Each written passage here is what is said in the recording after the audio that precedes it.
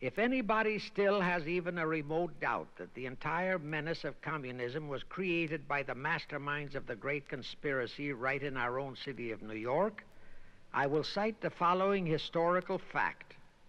All records show that when Lenin and Trotsky engineered the capture of Russia, they operated as heads of the Bolsheviki Party.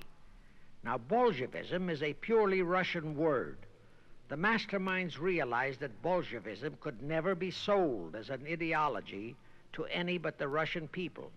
So in April 1918, Jacob Schiff dispatched Colonel House to Moscow with orders to Lenin, Trotsky, and Stalin to change the name of their regime to the Communist Party and to adopt the Karl Marx Manifesto as the constitution of the Communist Party. Lenin, Trotsky, and Stalin obeyed. And that year of 1918 was when the Communist Party and the menace of communism came into being. All this is confirmed in Webster's Collegiate Dictionary, 5th edition. In short, communism was created by the capitalists. Thus, until November 11, 1918, the entire fiendish plan of the conspirators worked perfectly. All the great nations, including the United States, were war-weary, devastated, mourning their dead. Peace was the great universal desire. Thus, when it was proposed by Wilson to set up a League of Nations to ensure peace, all the great nations, with no Russian czar to stand in their way, jumped on that bandwagon without even stopping to read the fine print in that insurance policy.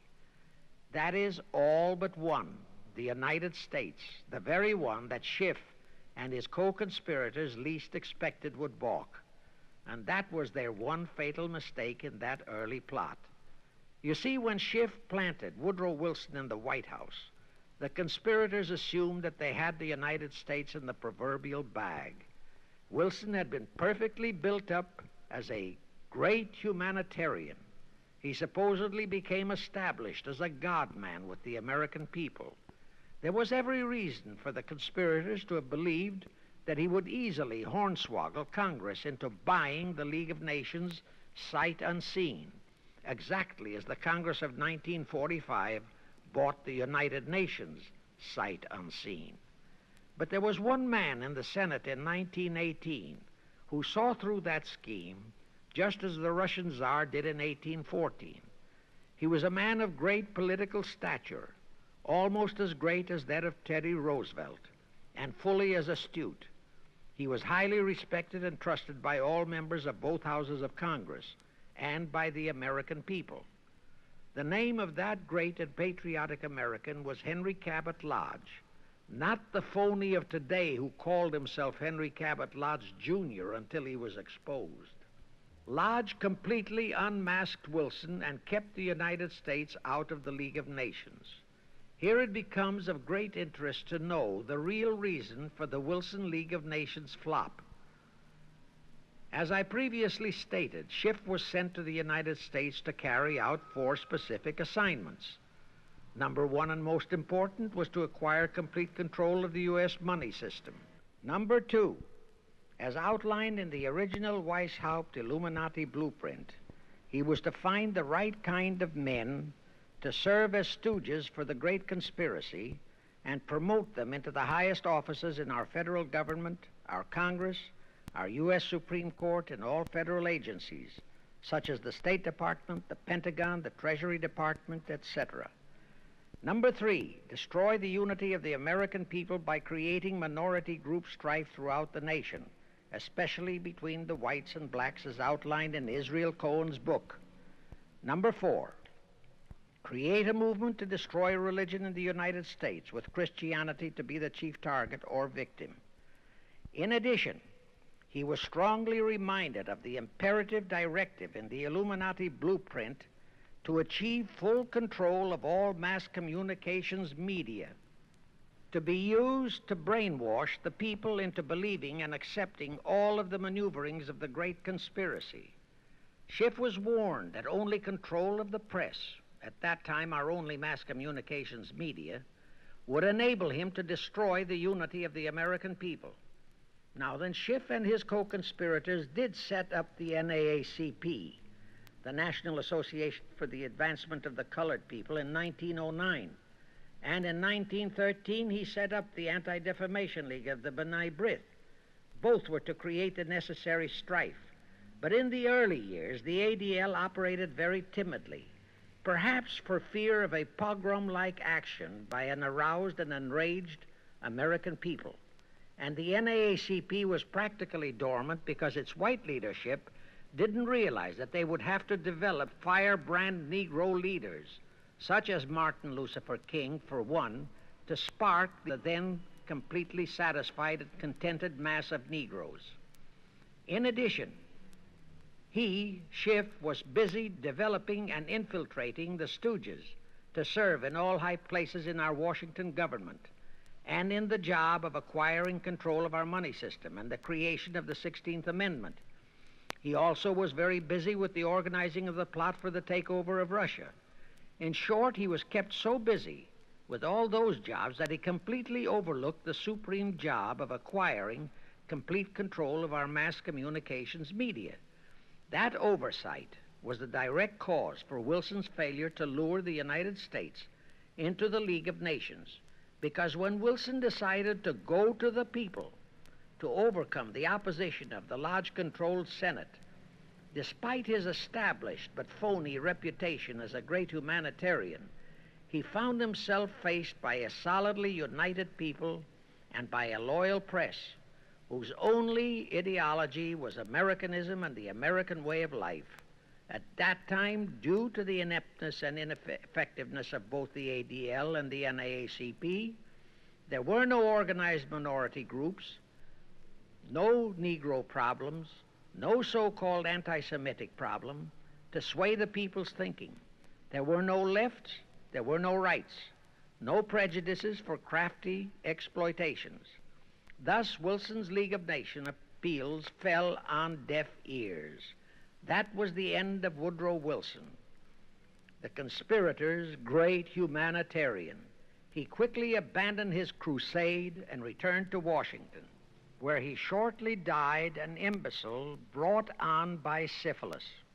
And that was the end of the League of Nations as a corridor into one world government. Of course, that debacle was a terrible disappointment to the masterminds of the Illuminati conspiracy. But they were not discouraged. As I have previously stressed, this enemy never quits. They simply decided to reorganize and try from scratch again. By this time, Schiff was very old and slow. He knew it. He knew that the conspiracy needed a new, younger, and more active generalship.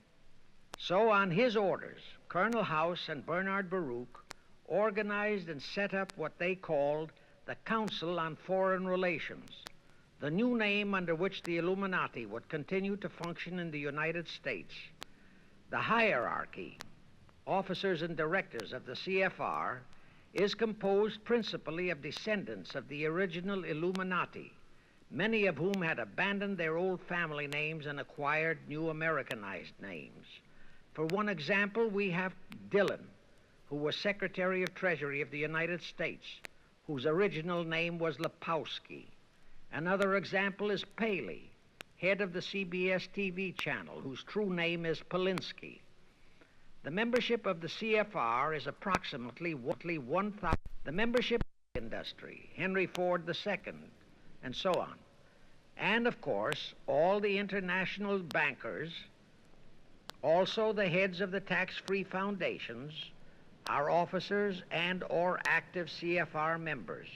In short, all the men who provide the money and the influence to elect the CFR chosen presidents of the United States, congressmen, senators, and who decide the appointments of our various secretaries of state, of the Treasury, of every important federal agency, are members of the CFR, and very obedient members indeed. Now, just to cement that fact, I will mention the names of a few of the United States presidents who were members of the CFR. Franklin Roosevelt, Herbert Hoover, Dwight D. Eisenhower, Jack Kennedy, Others who were considered for the presidency are Thomas E. Dewey, Adlai Stevenson, Nixon, and Vice President of a CFR subsidiary, Barry Goldwater. Among the important cabinet members of the various administrations, we have John Foster Dulles, Allen Dulles, Cordell Hull, John J. McCloy, Morgenthau, Clarence Dillon, Rusk, McNamara, and just to emphasize the red color of the CFR, we have as members such men as Alger Hiss, Ralph Bunch, Pasvolsky, Harry Dexter White, real name Weiss, Owen Lattimore, Philip Jeffy, etc., etc. Simultaneously, they were flooding thousands of homosexuals and other blackmailable characters into all the federal agencies from the White House down. Remember Johnson's great friend Jenkins and Bobby Baker? Now, there were many jobs the new CFR had to accomplish. They required much help. So their first job was to set up various subsidiaries to whom they assigned special objectives.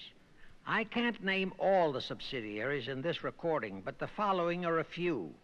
The Foreign Policy Association, FPA, the World Affairs Council, WAC, the Business Advisory Council, BAC, the notorious ADA, Americans for Democratic Action, virtually headed by Walter Reuther, the notorious 1313 in Chicago. Barry Goldwater was, and no doubt still is, a vice president of one of the CFR subsidiaries. In addition, the CFR set up special committees in every state in the Union, to whom they assigned the various local state operations. Simultaneously, the Rothschilds set up similar CFR-like control groups in England, France, Germany, and other nations to control world conditions and cooperate with CFR to bring about another world war. But the CFR's first and foremost job was to get complete control of our mass communications media. The control of the press was assigned to Rockefeller. Thus, Henry Luce, who recently died, was financed to set up a number of national magazines, among them Life, Time, Fortune, and others, which publish USSR in America. The Rockefellers also directly or indirectly financed the Cowles Brothers Look magazine and a chain of newspapers. They also financed a man named Sam Newhouse to buy up and build a chain of newspapers all over the country. And the late Eugene Meyer, one of the founders of CFR, bought the Washington Post, Newsweek, the weekly magazine, and other publications. At the same time, CFR began to develop and nurture a new breed of scurrilous columnists and editorial writers, such as Walter Lippmann, Drew Pearson, the Alsops, Herbert Matthews, Irwin Canham, and others of that ilk, who called themselves liberals, who proclaimed that Americanism is isolationism, that isolationism is warmongerism, that anti-communism is anti-Semitism and racism. All that took time, of course, but today our entire press, except for some local small-town papers and weeklies published by patriotic organizations, is completely controlled by CFR stooges, and thus they finally succeeded in breaking us up into a nation of quarreling, wrangling, squabbling, hating factions. Now, if you still wonder about the slanted news and outright lies you read in your paper, you have the answer.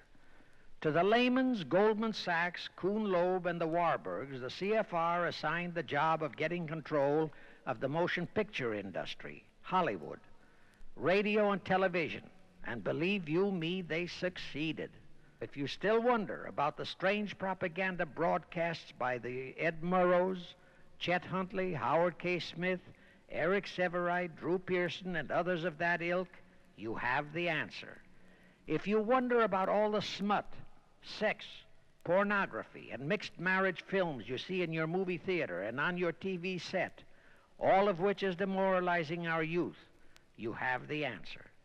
The whole story of the CFR conspiracy takeover of our mass communications media is far too long to include in this recording, but you can find it in the News Bulletin number 125, entitled How to Get the Reds Out of Communications Media. It was published and brought up to date by the Cinema Educational Guild. It tells in detail how the press, the movies, TV, and radio have been, and still are, used to brainwash the people, to demoralize our youth, and they have been and still are encouraging and creating sympathy for the rioting Negro civil rights lawlessness. You can get a copy of this news bulletin by writing to the Cinema Educational Guild, Post Office Box 46205, Hollywood, California. Now, to refresh your memory, let's go back for a moment.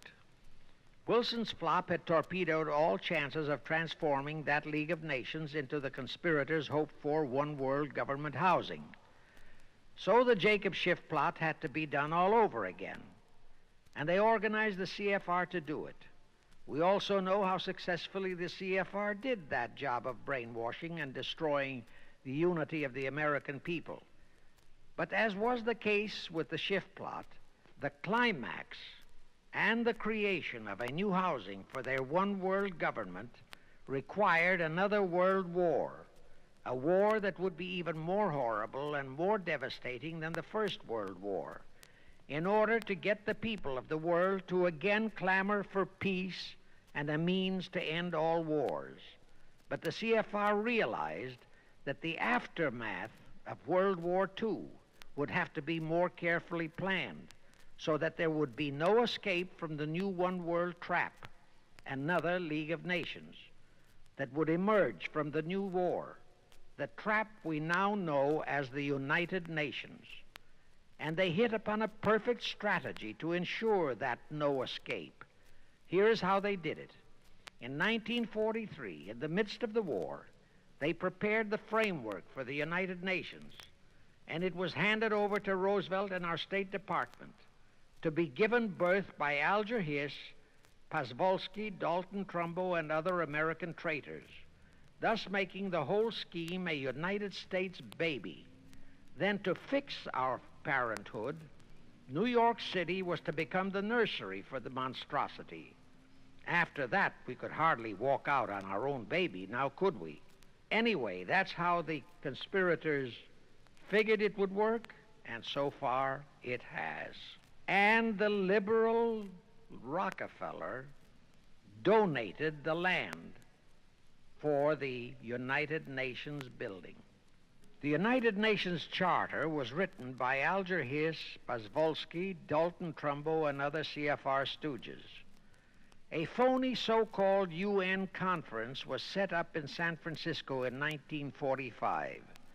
All the so-called representatives of 50-odd nations gathered there, promptly signed the charter, and the despicable traitor Alger Hiss flew to Washington with it, elatedly submitted it to our Senate, and the Senate, elected by our people to safeguard our security, signed the charter without so much as reading it. The question is, how many of our senators were even then traitorous stooges of the CFR? Anyway, it was thus that the people accepted the United Nations as a holy of holies and enabled traitor Earl Warren to virtually destroy our Constitution by basing all his traitorous decisions on the UN Charter, thus making that charter virtually our law of the land. However, for all the dirty work that had to be done to solidify the UN, the new housing of the one world plot, they still required the aid of our leaders in Washington. So now I will emphasize the fiendish cleverness of the CFR masterminds. To the vast majority of the American people, our foreign policy for many years has been a complete enigma. Most of us simply can't understand why this great nation is seemingly floundering so helplessly in the art of diplomacy. We can't understand why our leaders are seemingly so confused and bewildered in all their dealings with Moscow, France, and other nations, and with the UN. We always hear them proclaiming that in view of our overwhelming economic and military superiority, we must always lead from strength. Yet at all the summit meetings and conferences, they cringe and stammer and stutter, and so to speak, come out with their tails between their hind legs. We can't understand the foreign aid to Tito, an avowed enemy, to Poland, an avowed enemy, to all the avowed communist nations. We can't understand why the expenditure of hundreds of billions of dollars has failed to slow down, let alone stop, the march of communism. We are perplexed by the seeming ineptness of the State Department, the Defense Department, the CIA, the USIA, of all our federal agencies. Again and again and again we have been startled, shocked, bewildered, and horrified by their mistakes in Berlin, in Korea, in Laos, in Katanga, in Cuba, in Vietnam. Mistakes that always favor the enemy, never the United States. Under the law of averages, they should have made at least one or two mistakes in our favor, but they never did. What's the answer? The answer is the CFR and the parts played by their subsidiaries and stooges in Washington. Thus, we know that complete control of our foreign relation policy is the key to the success of the entire Illuminati One World plot. Here is the further proof. Earlier, I fully established that Schiff and his gang had financed the Lenin-Trotsky-Stalin takeover of Russia and fashioned its communist regime into becoming their chief instrument to keep the world in turmoil and to finally terrorize all of us into seeking peace in a UN One World government. But the conspirators knew that the Moscow gang could not become such an instrument until and unless the whole world would accept the communist regime as the legitimate, de jure government of Russia. Only one thing could accomplish that: recognition by the United States. The conspirators figured that the whole world would follow our lead, and that's when the Wilson flop very nearly wrecked the entire plot. Throughout the following 3 Republican administrations, the CFR pulled every trick in their bag to induce Harding, Coolidge, and Hoover to grant that recognition, but all 3 refused. As a result, in the late 1920s, the Stalin regime was in dire straits. Despite all purges and secret police controls, the Russian people were growing more and more restive. It is a matter of record, admitted by Litvinov, that during 1931 and 1932, Stalin and his whole gang were always packed and ready for instant flight. Then in November 1932, the conspirators achieved their greatest coup. They landed Franklin Roosevelt in the White House. Crafty, unscrupulous, utterly without conscience, that charlatan traitor turned the trick for them. Without even asking consent of Congress, he unlawfully proclaimed recognition for the Stalin regime. That did it. And exactly as the conspirators figured, the whole world did follow our lead. Automatically, that squelched the previously growing resistance movement of the Russian people. That automatically launched the greatest menace the civilized world has ever known. The rest is too well known to need repeating. We know how Roosevelt and his traitorous State Department kept building up the communist menace right here in our own country, and thus throughout the world. We know how he perpetrated that Pearl Harbor atrocity for his excuse to hurl us into World War II. We know all about his secret meetings with Stalin at Yalta and how he, with Eisenhower's help, delivered the Balkans and Berlin to Moscow. And last, but by no means least, we know that 20th century Benedict Arnold not only dragged us into that new corridor, the United Nations, into one world government, but actually schemed all the arrangements to plant it within our country.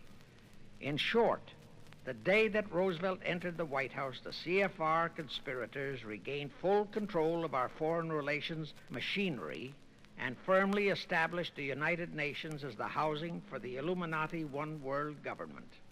I wish to stress one other very vital point. That Wilson League of Nations flop brought Schiff and his gang to the realization that control of just the Democratic Party was not enough. True, they could create a crisis during the Republican administration, as they did in 1929 with their Federal Reserve manufactured crash and depression, which would bring another Democrat stooge back into the White House. But they realized that a 4-year disruption in their control of our foreign relation policies could play havoc with the progress of their conspiracy. It could even break up their entire strategy, as it almost did before Roosevelt saved it with his recognition of the Stalin regime.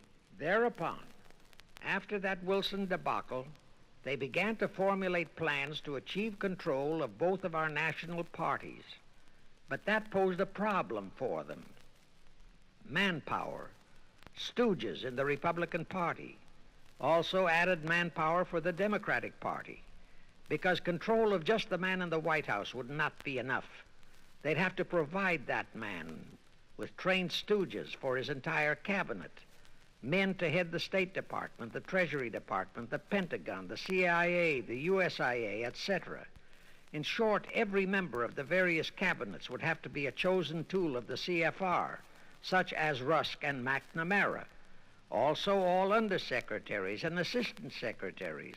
That would give the conspirators absolute control of all our policies, both domestic and, most important, foreign. That course of action would require a reserve pool of trained stooges, instantaneously ready for administrative changes and for all other exigencies.